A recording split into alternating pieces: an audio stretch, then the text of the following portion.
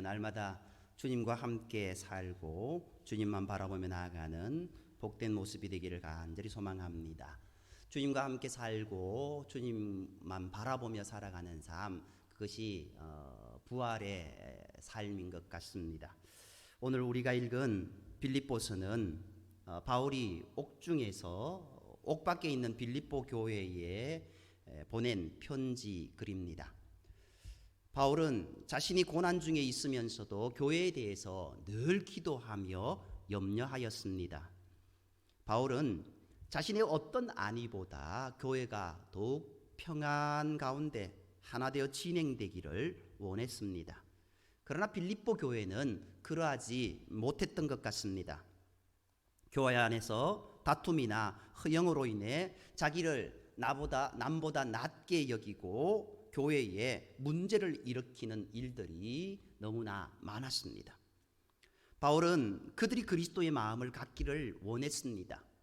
원래 하나님의 본체이시나 자신을 낮추어서 인간의 몸을 입고 오신 예수 그리스도, 십자가에 죽기까지 자신을 순종하신 주님의 본을 말씀하였습니다. 너희도 그리스도의 이 마음을 품으라는 것입니다. 그뿐 아니라 빌립보에는 거짓 가르침을 가르치는 자들이 있었던 것 같습니다. 곧 손으로 할례를 행하여야 한다, 또 율법을 지켜야 구원을 얻는다 하면서 자신들이 유대인이라는 것을 자랑하는 자들이 있었습니다. 그런 형편에 놓인 빌립보 교회에 바울은 지금 이 편지를 쓰고 있습니다. 그들에게 바울은 하나님의 성령으로 봉사하고 그리스도 예수만을 자랑하고 자기 육체를 신뢰하지 않는 자들이 진정으로 할례파다, 진정으로 부활신앙을 품고 살아가는 사람이다 라고 그렇게 이야기하고 있습니다. 또한 누가 자랑할 것이 있다고 하면 자신은 자랑할 것이 더 많다는 사실을 말하고 있습니다. 그 많은 자랑할 것, 그것이 있음에도 불구하고 그는 그리스도 예수를 알고부터는 그 모든 자랑이 배설물처럼 되었다라고 말합니다. 그런 모든 문제들 앞에서 바울은 오늘 주제와 관련되어서 그리스도의 부활에 참여하는 삶에 대해 말하고 있는 것입니다. 진정으로 부활에 참여하는 삶이 어떤 삶인가를 저들이 알기를 원했던 것입니다. 그래서 이제 오늘 본문을 통하여서 부활한 자들이 어떻게 부활의 삶을 살아갈 것인지에 대해 말씀을 드리고자 합니다. 사도 바울은 다메섹 도상에서 부활하신 주님을 만났습니다. 예수님을 다메섹에서 만난 사건은 사도 바울이 전한 예수 그리스도의 복음을 이해함에 있어서 가장 중요한 일입니다. 다메섹 도상에서 부활하신 주님을 만난 후에 그가 핍박했던 그리스도와 복음을 위해서 살게 되었습니다. 이러한 변화를 오늘 본문을 통해서 우리는 그의 삶이 부활하신 그리스도를 만나기 전과 만난 후의 삶이 어떻게 달라졌는가 하는 것을 대조된 삶의 방식을 통해서 살펴보고자 합니다. 먼저 오늘 13절 말씀을 보면은요, 뒤에 있는 것은 잊어버리라 라고 말씀하고 있습니다. 바울은 이전에 구약의 율법과 하나님에 대한 열심이 있었습니다. 그는 가말리엘 문화에서 철저하게 율법의 교육을 받았습니다. 그의 구약 인용과 그 이전의 삶을 보면 그가 얼마나 구약에 철저하였는가를 볼 수 있습니다. 그런 그의 삶은 철저히 자기 의를 주장하는 유대인들의 율법의 의를 따라서 살아가는 삶이었습니다. 그러나 그러던 그가 부활하신 주님을 만난 후에 율법으로 말미암는 의, 자기 의가 아닌 오직 그리스도를 믿는 믿음으로 말미암는 의를 의뢰하였습니다. 그 결과 자기 의로는 도달할 수 없었던 참된 의, 하나님이 거저 주신 그리스도의 의를 믿음으로 말미암아 값없이 얻게 되었습니다. 그것을 9절에서는 이렇게 말합니다. 너희는 내게 배우고 받고 듣고 본 바를 이게 아니네요. 3장 9절. 그 안에 발견되려 함이니 내가 가진 의는 율법에서 난 것이 아니요 오직 그리스도를 믿음으로 말미암는 것이니 곧 믿음으로 하나님께로부터 난 의라. 여기서 사도 바울은 율법으로 말미암는 의를 추구하는 삶을 육체를 자랑하는 삶이라고 규정하고 있습니다. 자기 육체를 의지하는 삶, 즉 스스로의 노력으로 얻는 구원이라고 그렇게 말할 수 있습니다. 인간의 육체를 신뢰하는 방식의 삶입니다. 사도 바울은 이렇게 육체를 신뢰하는 무리를 2절에서 손할례파라 규정합니다. 손할례파라는 것은 몸의 할례를 행하는 것을 자랑으로 삼는 무리를 의미합니다. 그것으로 자신들만이 하나님께 구별된 백성이라는 자만심에 빠진 무리를 가리키는 겁니다. 3절에서도 그들은 자기 육체를 신뢰하는 무리들임을 말합니다. 4절에서도 바울 자신도 육체를 신뢰할 만한 자였음을 소개합니다. 이렇게 바울의 육체를 신뢰하고 자랑하는 삶이 부활하신 예수 그리스도를 만나기 전에 가졌던 모습이었습니다. 율법으로 의를 얻는 것과 그리스도로 말미암아 의를 얻는 것, 또한 육체를 자랑하는 것과 그리스도를 자랑하는 대조를 13절에서는 뒤에 있는 것은 잊어버리고 앞에 있는 것은 잡으려고 쫓아가는 삶으로 말하고 있습니다. 뒤에 있는 것은 부활하신 주님을 만나기 전에 그가 추구했던 율법으로 말미암아 의를 얻으려고 한 일, 육체를 신뢰하는 삶이었습니다. 그리고 앞에 있는 것은 그리스도를 믿음으로 구원을 얻는 의, 그리스도를 자랑하는 삶입니다. 그리스도의 부활의 능력으로 살아가는 삶을 가리키고 있는 것입니다. 부활하신 주님을 만난 사도 바울이 잊어버리려는 뒤에 있는 것 무엇입니까? 여기서 바울은 무조건 과거의 것은 전부 잊어버려야 한다는지 그저 미래만 바라보며 살아라는 사고방식으로 말씀하지 않습니다. 사람들이 과거를 잊고 미래를 지향해서 사는 목적이 무엇인가 하는 것입니다. 단순히 과거의 불행과 가난과 실수와 수치를 떨어버리고 미래의 무지개와 안정과 부요를 지향하는 삶을 지금 사도 바울이 말하고 있지는 않습니다. 사람들은 늘 새로운 계획과 꿈을 가지고 살아가지 않습니까? 그래서 이제 과거를 홀로 털어버리고 앞에 있는 새로운 미래를 계획하고 그렇게 나아가기를 바라고 갑니다. 그런데 그 꿈이 더욱 육체를 신뢰하는 방향으로 기울어진다면 이것은 사도 바울이 말하는 앞에 있는 것을 붙잡는 삶이라고 말할 수 없습니다. 앞으로는 더 많은 돈을 벌어서 더 잘 살아야지. 앞으로 더 공부를 잘해서 더 좋은 직장을 얻어야지. 아들, 딸 더 잘 키워서 똑똑하게 만들어야지 한다고 한다면은 이것은 육체에 대한 미련과 신뢰를 버리지 못한 것입니다. 이것은 뒤의 것을 잊어버리는 삶이 아닙니다. 사실 뒤에 있는 것을 잊어버리는 삶은 시간적인 의미와는 관계가 없습니다. 시간적으로 과거의 것을 버리는 것도 아니고 시간적으로 미래만을 추구하는 것도 아닙니다. 이것은 삶을 어떻게 살아가느냐 하는 삶의 질의 문제입니다. 즉 내 육체, 내 자신을 어떻게 의지하고 그리스도를 어떻게 의지하는 삶을 사는가 하는 것입니다. 즉 뒤에 있는 것은 잊어버린다라는 것은 육체를 신뢰하는 삶을 포기하는 것을 의미합니다. 사도 바울은 자신이 과거의 육체를 신뢰했던 삶을 하나하나 나열합니다. 4절 이하에서 하는 말입니다. 누가 자기의 육체를 말하려면 자신도 한 육체를 말할 수 있다고 말합니다. 어디 한번 우리 서로 육체를 신뢰할 만한 것들 서로 비교해 보자라고 이야기합니다. 그는 유대인으로 뼈대 있는 가문의 사람입니다. 베냐민 지파라는 것은 자랑스러운 것입니다. 왜냐하면 베냐민 지파에서 사울 왕이 나왔고 또한 10지파가 북이스라엘 왕국을 세워서 배반하고 배교할 때에도 오직 베냐민 지파만이 유다 지파와 더불어서 남왕국 유다를 지지한 지파였습니다. 우리 가문에 누가 났다라고 해도 그것을 자랑거리로 삼습니다. 사도 바울은 베냐민 지파 뼈대 있는 가문의 그런 사람이었다라는 겁니다. 물론 반대적인 모습도 있습니다만요. 그리고 참된 유대인의 징표로 8일 만에 할례를 받았습니다. 할례 받는 게 뭔 대수냐고 이야기할 수 있습니다. 그러나 참된 유대인이 아닌 사람들은 할례를 8일 만에 받을 수 없었습니다. 이스마엘이 몇 살 때 할례를 받았습니까? 13살에 할례를 받았습니다. 그렇기 때문에 그는 이스라엘의 족속이고 베냐민 지파고 히브리인 중에 히브리인임을 자랑하고 있습니다.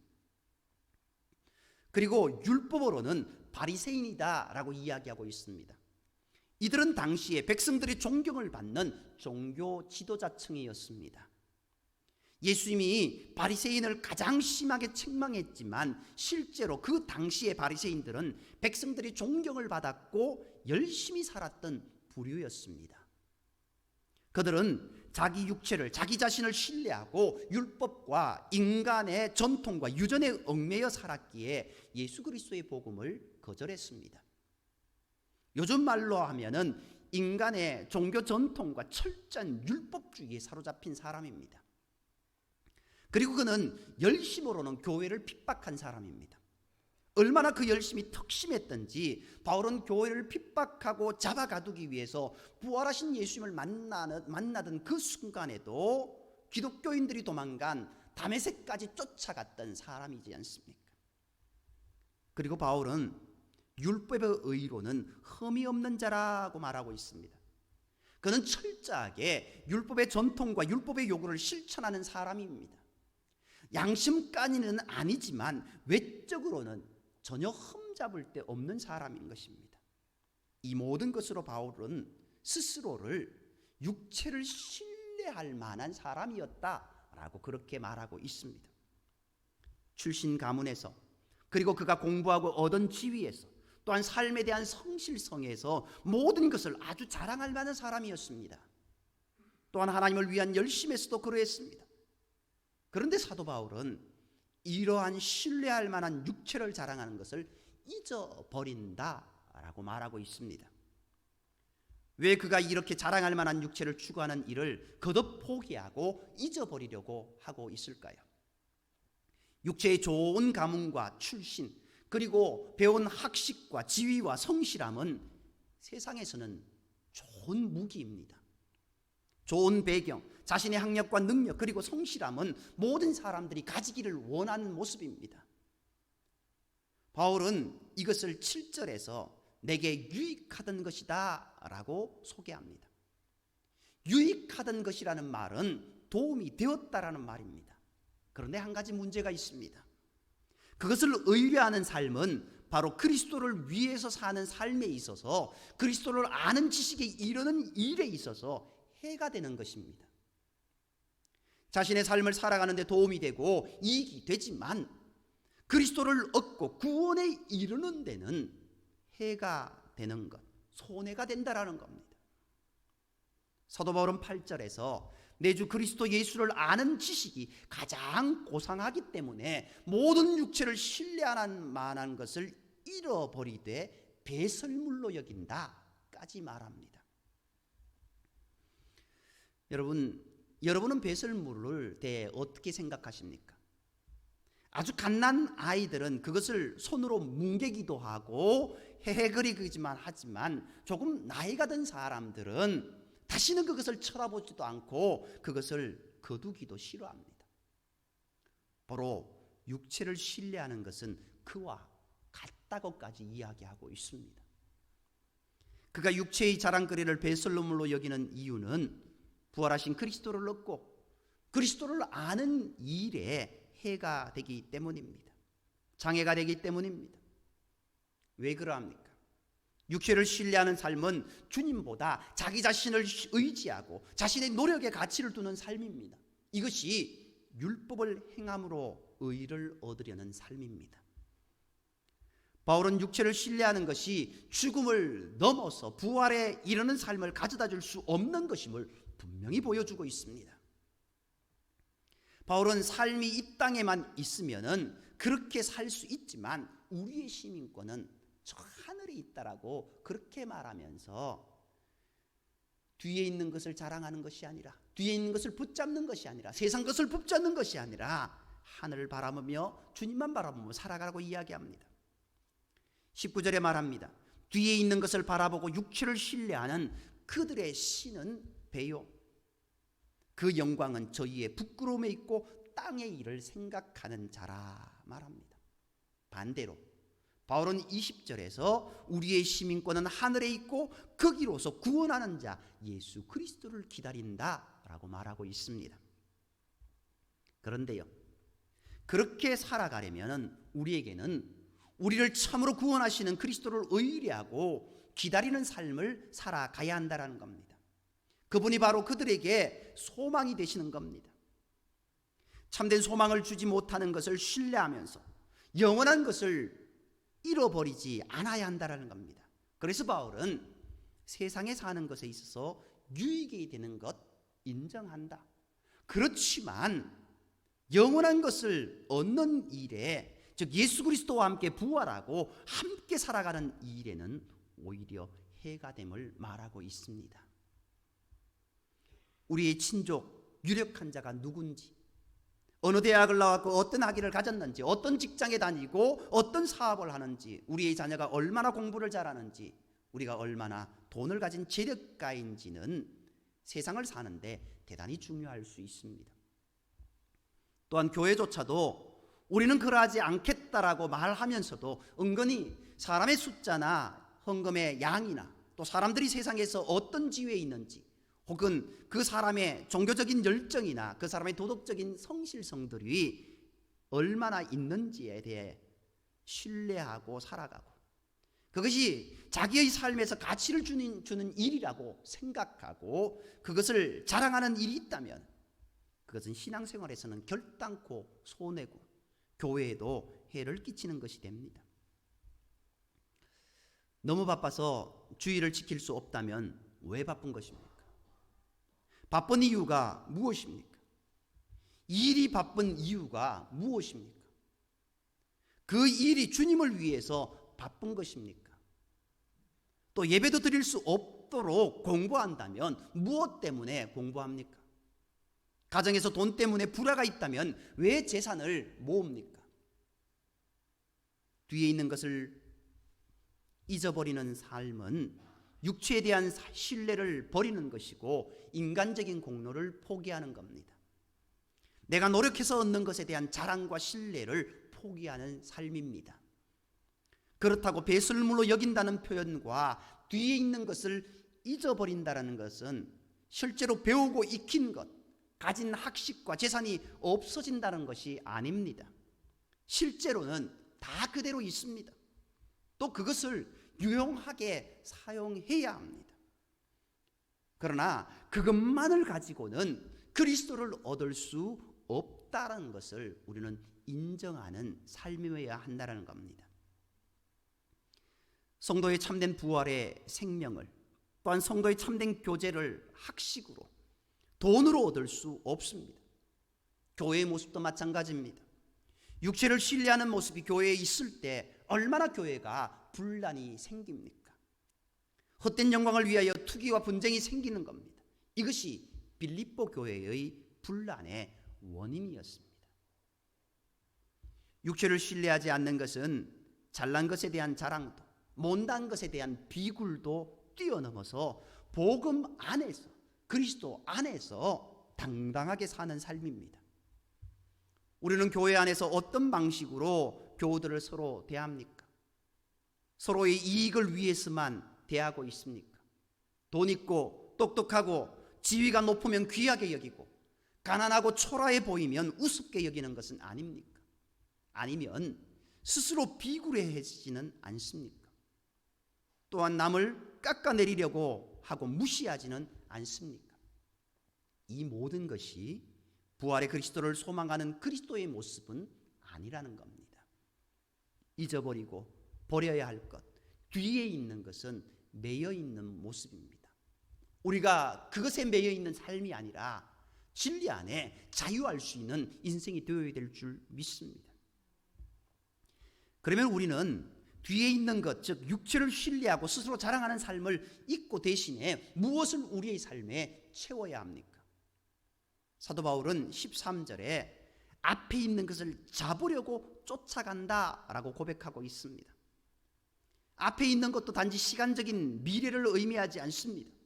10절 11절에 의하면 그리스도와 그 부활의 권능과 그 고난의 참여함을 알고자 하여 그의 죽으심을 본받아 어떻게 해서든지 죽은 자 가운데서 부활에 이르려 한다라고 말하고 있습니다.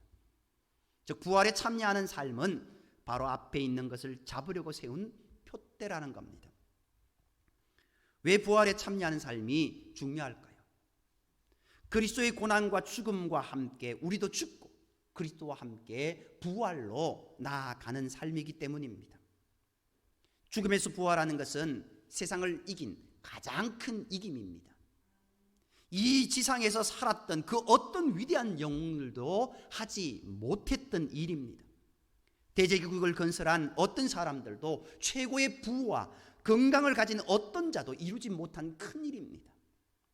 죽음에서 부활은 사람들이 사는 삶의 모든 난관 중에 최고의 난관인 것입니다. 이 부활에 이르는 삶이야말로 장래의 천국의 소망은 물론이거니와 현재에 있어서도 모든 난관을 극복하는 최고의 길이요 최고의 능력입니다. 그래서 바울은 자신의 육체의 자랑, 즉 재물과 학식과 출신과 가문이 현재에서 유익이 되지만 그러나 부활의 능력과 비교해서는 아무것도 아니고 오히려 해가 됨을 고백하였던 것입니다. 부활의 능력으로 덧입는 삶을 사는 것이 부활의 소망입니다. 바울은 특별히 다메섹 도상에서 만난 그리스도를 잊지 않았습니다. 그때 그는 그리스도의 이름과 그 복음을 위한 부름을 받았습니다. 그래서 이 과거의 사건에 창념합니다. 앞에 있는 것을 붙잡는 삶은 단지 미래지향의 삶을 말하는 것이 아니고 위에서 부른 부름의 상을 따라가는 그 삶을 말합니다. 다시 말해서 부활하신 그리스도와 늘 동행하는 삶입니다. 오늘 주의 자녀들은 앞에 있는 표대를 향해 달려갑니다. 아직 잡은 줄로 여기지 않는다고, 이루었다고 여기지 않는다고 사도 바울은 감옥 속에서 노년에 그렇게 편지를 쓰고 있습니다. 이제까지 열심히 살아왔습니다. 이제까지 믿음으로 살아왔습니다. 아니 이제까지 주의 복음을 증거하며 살았습니다. 그런데도 그는 아직까지 잡은 것으로 이루었다라고 여기지 않습니다.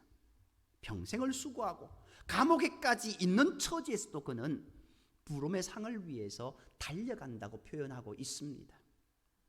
마치 올림픽 마라톤에 출전한 선수가 메달을 얻기 위해서 끝까지 달리는 모습을 연상하는 표현입니다. 얼마나 최선을 다합니까? 결코 죽을 때까지 쉼 없이 계속 달려갑니다. 부활하신 주님이 부르신 삶의 목표를 향해 나아갑니다. 이것을 성취하기 위해서는 우리에게 부활의 능력이 필요합니다. 부자가 되는 일에는 돈 버는 능력이 필요합니다. 그리고 많은 것을 알고 고도의 지식을 얻으려면 학식도 학력도 필요합니다. 세상에서 높은 권력을 얻기 위해서는 그 권력을 취하는 능력도 필요합니다. 그러나 예수 그리스도께서 우리를 부르신 삶의 길로 나아가는 삶을 살아가기 위해서는 부활의 능력이 필요합니다. 성도들도 직장 생활을 해야 합니다. 사업을 해야 합니다. 공부를 해야 합니다. 그런데 진리대로 살고 거룩한 것을 이루고 하나님의 영광을 위해서 살아가는 것은 공부와 세상적인 방식만으로는 이루지 못합니다. 부활의 능력이 있어야 한다는 겁니다. 우리는 거룩한 것과 세상을 분리하지 않습니다. 목사만이 거룩한 직업이지 않습니다. 모든 성도들이 거룩한 제사장이요 거룩한 백성들입니다. 목사는 설교와 가르치는 역할상 다른 직업을 가지고는 할 수 없기에 교회로부터 지지를 받습니다. 그러나 다른 직분의 성도와 본질적으로는 다르지 않습니다. 그렇기 때문에 우리 모두가 세상을 거룩하게 살아가는 데는 세상의 지식과 학력과 재력만으로는 안 됩니다. 쉬운 예로 가정을 생각해 봅시다. 돈만 있다고, 남편의 직장이 든든하다고, 자녀들이 공부 잘한다고 모든 문제가 해결됩니까? 거듭되는 자녀들에 대한 걱정과 염려와 근심이 있습니다. 때로는 어떤 풍요가 문제를 더욱 크게 만들 수도 있습니다. 그 이유는 사람의 욕심이 끝이 없기 때문입니다. 우리에게는 위로부터 부르시는 부름이 필요하고, 그 부르심을 따르기 위해서는 부활의 능력이 필요합니다. 이것은 육체에 대한 신뢰와 자랑은 배척하는 일입니다. 주님의 부르심의 일을 위해서 우리에게는 이런 모든 것이 도구로 주어질 뿐입니다. 그런데 그것을 바르게 쓰기 위해서는 우리에게 부활의 능력이 필요합니다. 그렇기 때문에 우리가 가진 모든 도구들은 우리의 자랑의 도구가 될 수 없습니다. 바울은 이러한 하나님의 부름에 응답하고 하늘의 시민권을 가진 자로서 살기 위해서는 육체를 신뢰할 만한 것을 의뢰하고 사는 것은 도움이 되지 않고 오히려 해가 된다라고 말하고 있습니다. 그래서 배설물로 여긴다랍니다. 그리고 육체의 모든 것은 부활의 능력 앞에서 버려야 할 때 것이다 라고 말합니다. 물론 사도 바울도 한 인간으로서 왜 육체의 신뢰와 자랑이 없었겠습니까? 그처럼 자랑하려면 자랑할 것이 많은 사람도 없었을 것입니다. 그런 그가 왜 드러내고 싶지 않았겠습니까? 사도 바울이 복음을 전하는 곳곳마다 문제가 있습니다. 지금 빌립보 교회도 문제가 있습니다. 구체적으로 빌립보 교회는 다른 사람들 나보다 낫게 여기지 않고 서로 경쟁하는 문제가 있었습니다. 4장에 유오디오와 순두개의 집사들이 있습니다. 이들이 서로 경쟁합니다. 그래서 같은 마음을 품으라고 말합니다. 이를 위해서 빌립보서 2장에서는 그리스도 예수의 마음을 소개합니다. 3장 15절에서는 그러므로 누구든지 우리 온전히 이룬 자들은 이렇게 생각할지니 만일 무슨 일에 너희가 달리 생각하면 하나님이 이것도 너희에게 나타내시리라까지 말합니다. 그래서 사도 바울의 권면과 달리 생각하는 무리들이 교회에 있음을 말합니다. 그들은 육체를 신뢰하는 무리들이고 세상적인 출세가 중요하고 드러난 것을 자랑하는 무리들가 있다라는 겁니다.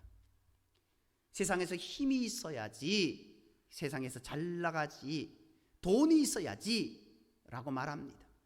좋은 학벌이 있어야 하고 좋은 직장이 있어야 한다고 주님의 교회도 세상처럼 말하는 무리들이 아직 있다고 말합니다. 사도 바울은 그러한 육체의 유혹과 자랑이 교회를 허무는 여우임을 말합니다. 이런 이들이 바로 십자가의 원수임을 18절에 이렇게 말합니다. 내가 여러 번 너희에게 말하였거니와 이제도 눈물을 흘리며 말하노니 여러 사람이 그리스도의 십자가의 원수로 행한다. 오늘 내가 십자가의 원수가 될 것인지 아니면은 온전히 하나님이 칭찬하는 그런 칭찬받는 종이 될 것인지 어떤 삶을 살아가십니까? 왜 바울은 눈물을 흘리면서 권하고 있습니까? 눈물을 흘리는 이유가요, 그들의 마침은 멸망이다라고 이야기하고 있습니다. 잘못된 길을 걸어가는 것, 그들은 멸망이다, 마귀의 자식이다라고 이야기하고 있습니다. 그들의 신은 배다라고 이야기하고 있습니다. 자기의 배를 채우기 위해 살아가고 있습니다. 그 영광은 그들의 부끄러움에 있고 땅의 일을 생각하는 자다라고 말하고 있습니다. 날마다 하늘을 향해 졸라대는 것이 땅의 것만 달라고 이야기합니다. 그렇게 기도합니다. 그것이 아니라 하늘을 소망하고 하늘의 것을 바라보는 저와 여러분이 되어야 되지 않겠습니까? 15절에서 우리 온전히 이룬 자들은 이렇게 생각하라고 권면합니다. 하나님이 달리 생각하는 자들에게 깨달음을 줄 날이 있으리라고 권합니다. 그리고 오직 우리는 그대로 육체를 신뢰하지 말고 오직 부활의 주님만을 소망하면서 그 권능을 가지고 살자고 말하고 있습니다. 부활을 생각하면서 다시 한번 우리가 육체에 속하여 육체를 신뢰하고 그 능력을 기르고 그 능력만으로 이 세상을 살려고 하는지, 아니면 부활의 능력을 소유하여 세상에서 주의 부름에 위해서 달려가는 삶을 살 것인지 결정해야 합니다. 뒤에 있는 것은 잊어버리고 앞에 있는 것, 부활하신 그리스도에게 사로잡혀 그리스도의 부활의 능력으로 우리의 생애를 살아가는 저와 여러분이 되기를 간절히 소망합니다. 기도드리겠습니다. 사랑과 내 하나님, 오늘 우리가 이 세상에 많은 것을 가지기를 원하고 많은 것을 누리기를 원하고 그렇게 해서 세상 것에 매진하며 살아갑니다. 그 모든 것이 우리에게 유익이 됩니다. 그러나 가장 중요한 것, 우리의 영혼을 위한 유익에서는 오히려 그것이 손해가 되는 것을 바라봅니다. 사도 바울도 자기에게 있는 것, 그것이 물론 유익하였지만 영원한 천국을 소망함, 그것에는 해가 되었다라고 그야여 배설물로 여긴다라고 고백했습니다. 주님, 물론 그것을 가지지 않기를 위해 소망하는 것은 아닙니다. 그것이 있어야 되겠습니다. 그러나 그것을 하나님의 주신 은혜를 따라서 잘 선용할 수 있는 은혜를 허락하시고 무엇보다도 주님의 능력 가운데 그것을 선용할 수 있는 은혜를 허락하여 주옵소서. 우리에게 물질을 주셔서 그 물질로 인하여서 주의 복음을 증거하는 모습이 있게 하여 주시고 우리에게 지위를 주셔서 우리가 세상 속에서 주의 복음 전하는 그 하나의 도구가 될 수 있는 모습들도 대하게 인도하여 주옵소서. 무엇보다도 주님을 향한 마음, 주님과 늘 동행하는 삶, 주님의 뜻 가운데 온전히 걸어가는 날 위해 십자가 지시고 구원하신 그 부활의 주님을 온전히 신뢰하며 주님만 바라보며 나아갈 수 있는, 저 하늘을 소망하며 나아갈 수 있는 우리의 삶이 되게 인도하여 주옵소서. 모든 말씀을 사랑하시는 예수님의 이름으로 감사하며 기도드립니다. 아멘. 말씀을 기억하면서 267장 찬송드리겠습니다.